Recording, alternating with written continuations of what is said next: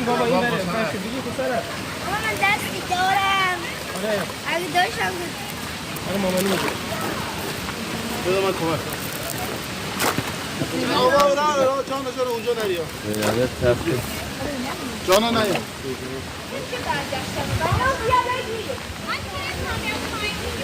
اینجا رو نگاه کن بکن اصلا شو سود باش بابا اینجا تفکر داماده نمیدونه تو میتونی تفکر باش خودجا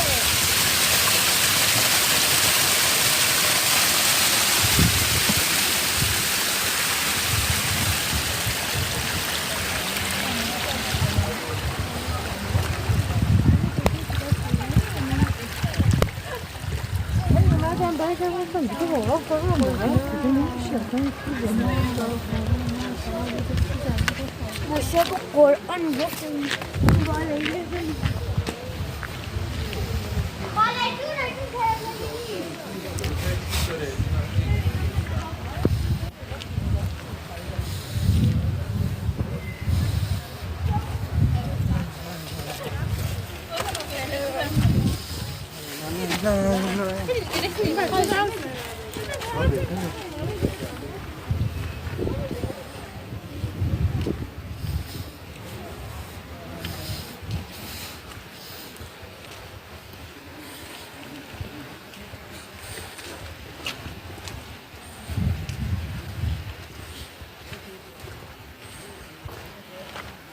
اینو عمرم بتونم بیاد همه یه تیکه نمیتونم بیام بالا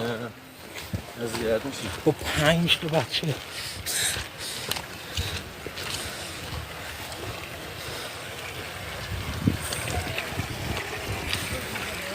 این مرده شروع ما عروسه که بیارن که تختش اینجا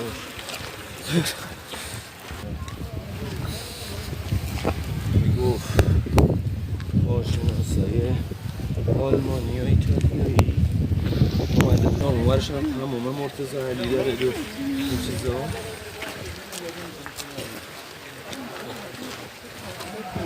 این عکس همه بگیره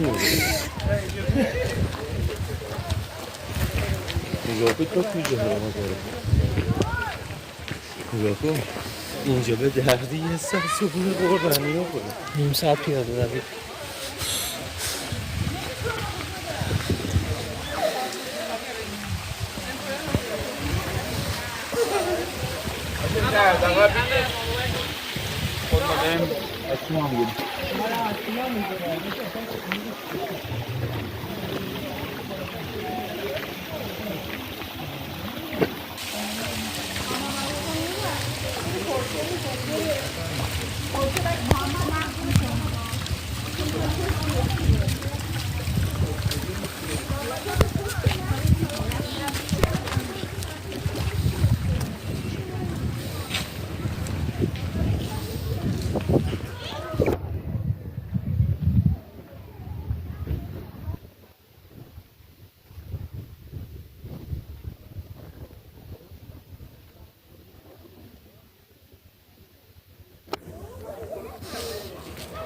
اسمیده باید می‌آوردم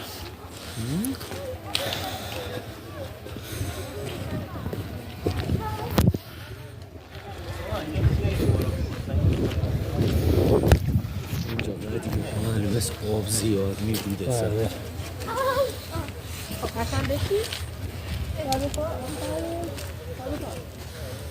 امیدواریم مسجد نخواهیم بیاییم باید بیاییم مجبوریم بیاییم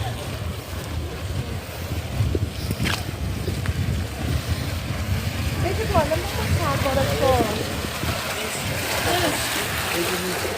بگی بالا مامان کن اینجا تهران تهران درجه داره